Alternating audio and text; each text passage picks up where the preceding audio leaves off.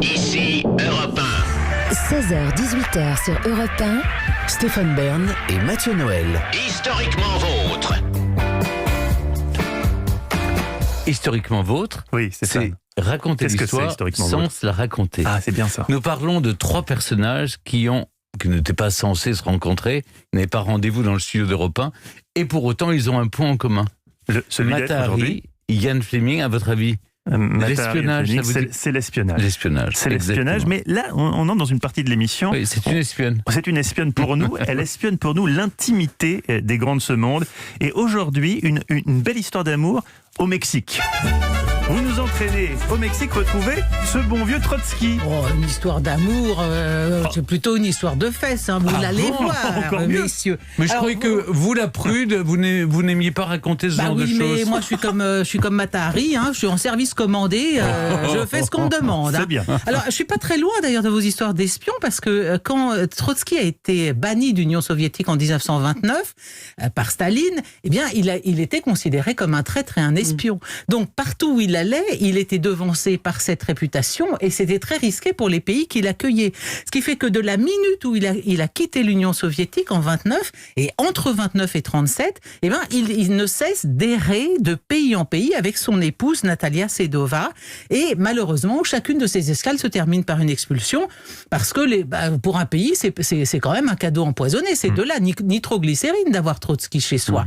Et donc 20 décembre 1936, les Trotsky étaient à Oslo en Norvège et ils sont également expulsés.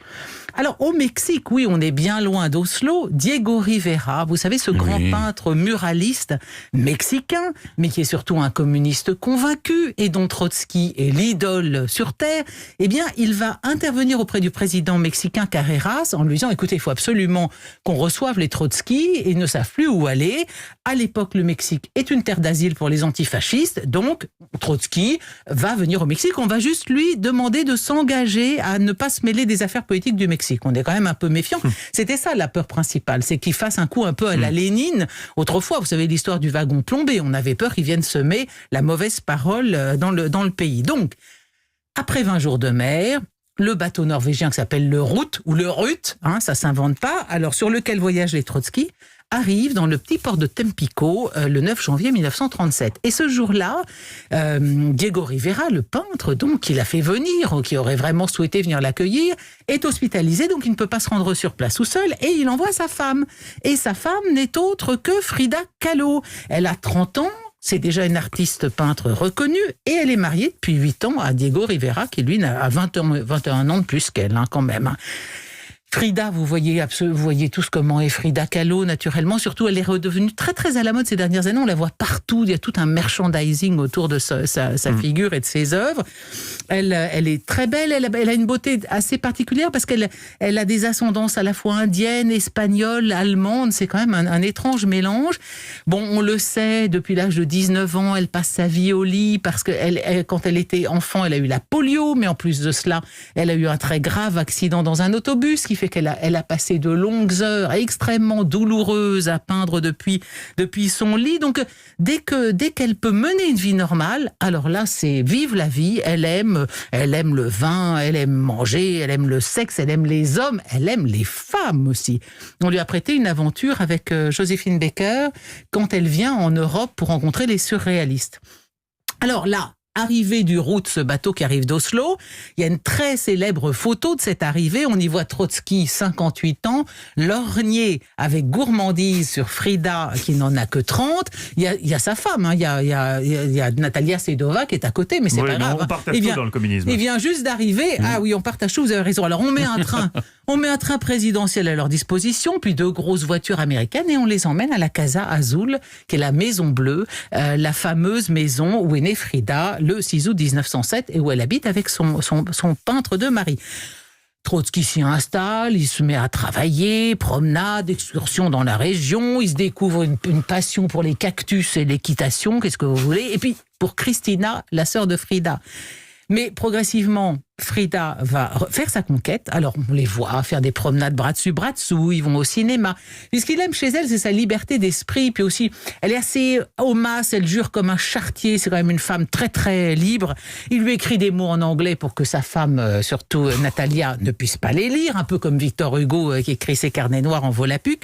Et puis, de toute façon, comme Diego la trompe à tour de bras, on peut pas dire qu'elle Elle a est l'habitude, sa femme. Elle a vraiment l'habitude. Hein. Il la trompe honteusement. Mais alors elle, ce qui lui plaît dans cet adultère, elle double satisfaction. C'est d'abord qu'elle couche avec l'idole idéologique de son mari. Oui, donc fort. Toc prend ça. Et puis d'autre part, elle couche avec lui à l'endroit même où son mari l'a trompé, elle avec sa sœur. Sympa les gars.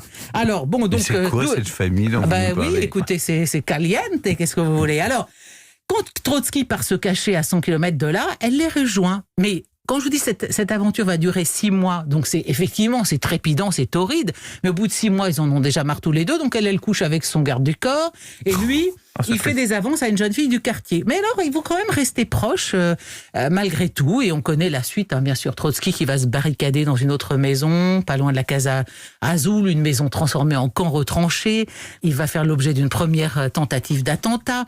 D'ailleurs, au moment de cette première tentative d'attentat, c'est le 24 mai 1940, évidemment, qui soupçonne-t-on? Le mari. On se dit Diego Rivera, il a beau donner l'air d'être très cool, en fait, c'est lui qui a dû essayer de le tuer. Alors, Diego Rivera, comme il sait qu'il va être soupçonné, il quitte immédiatement Mexico, caché au fond d'une voiture, en emmenant quand même ses 2 maîtresses du moment. Il faut bien avoir son petit 4 heures. Caché dans la voiture aussi? Les maîtresses? Les maîtresses étaient dans la voiture. Dans la même voiture?